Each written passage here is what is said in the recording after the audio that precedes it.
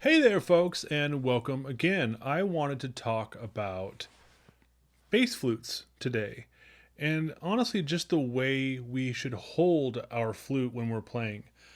From my students to a lot of messages I get, and just a lot of people asking me about how they should hold their flute, and also that a lot of people have issues playing bigger flutes because they're worried about the size of the finger holes, right? So there's a couple of ways that you can kind of get around this. So first of all, every flute maker is a little bit different. Sometimes you'll buy a small flute and it'll have really big sound holes on it, and that's just the way that the flute maker does it. Sometimes, like this one, this actually has pretty small flute holes for a bigger flute. This is in the key of C. This is made by David O'Neill of Rising Moon Flutes, www.risingmoonflutes.com. He makes a beautiful flute. So what I like to tell folks when they're first starting out is just how to hold your flute. So when you hold your flute, you really just want to just kind of keep it, close to you, relax your shoulders, have it so it's loose. You don't want to grab onto it really tight. And one of the biggest things is you don't want to be curling your fingers. Okay? You want to have flat hands. So hold your flute nice and flat. You see that? See how my fingers are really flat? You want to keep your fingers flat because the pad of your finger has a lot more coverage than the tip of your finger.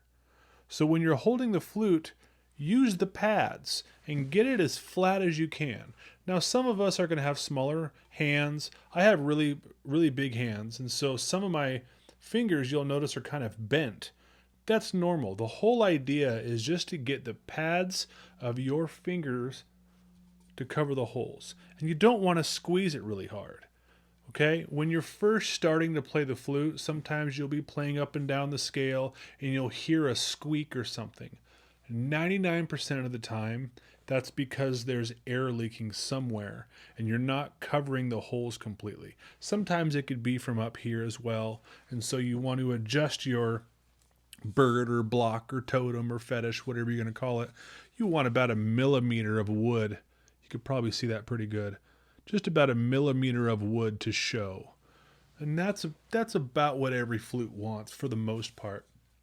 So hold your flute, relax, be right here. Unless you're on on stage playing a concert, sometimes I'll be up here getting crazy and stuff. That's a blast. But first, when you're first starting out, just hold your flute, relax. Just relax. Get your hands nice and flat.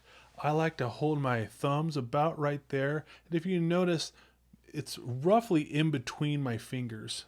You know what I mean? So it's like, well, this one has my pointer finger. This one here,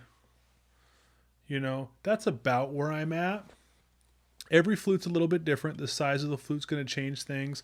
But you just want to remember that you want to be able to hold on to it. Okay? But not too hard.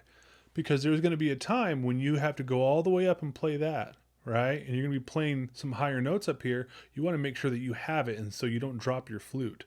So when I do that, I make sure my thumb is still down here, my thumb is still up here, and sometimes I'll even use my pinky down here just to like stabilize it a little bit so I have it.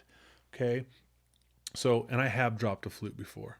So these are just tricks that I have learned to just be able to hold on to your flute and play it comfortably. So, and eventually it'll become just second nature to you and you won't be thinking about it. You know what I mean? So you could just play. And that's the whole point, is just to play and to have fun, right? So when you're holding your flute, you want to have flat hands. Do not do this. Almost everybody starts playing like this. Do not do that. Don't get in the habit of that, even if you get good at it. Have your fingers flat. You want to have your fingers flat, the pads of your fingers on here, just so you could, okay? Just practice that. Have your fingers flat. Once you get that down, and remember to always relax. Sometimes you start to play, you're up here doing this. Just relax. Have flat fingers and just start to play.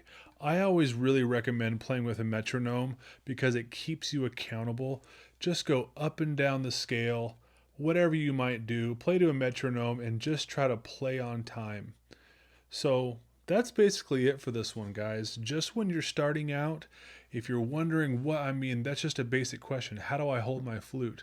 How am I going to really do this? Okay, you start to learn the scale and you don't know, you just put your fingers on there. So this is how you do it.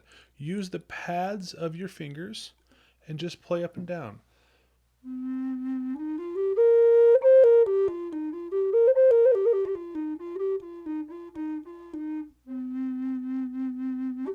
Nice and easy. Nice and easy. So the more you use the pads of your fingers, the easier the bigger flutes are going to be able to play. Okay? I probably didn't say that right. Doesn't matter. You start with a smaller flute, you get the hang of it, you get a bigger flute. Most of us like the big bass flutes. You start to do that, almost everyone's finger pad is big enough to play any flute out there. So if you think that your hands are too small, most likely they're not. It's possible they could be, but also research different flute makers. They all make them a little bit different. So Rising Moon flutes, this is a pretty big flute. This is a low C. The finger holes are pretty small. You know, this is an A. I mean, look at the difference. Not much. Not much difference at all, okay? So research your flute maker, hold your flute, flat hands, have a good time, use a metronome, it'll keep you accountable, and practice, practice, practice. Have a lot of fun, don't be too hard on yourself. That's it, guys. Y'all have a great day. Thank you so much for watching.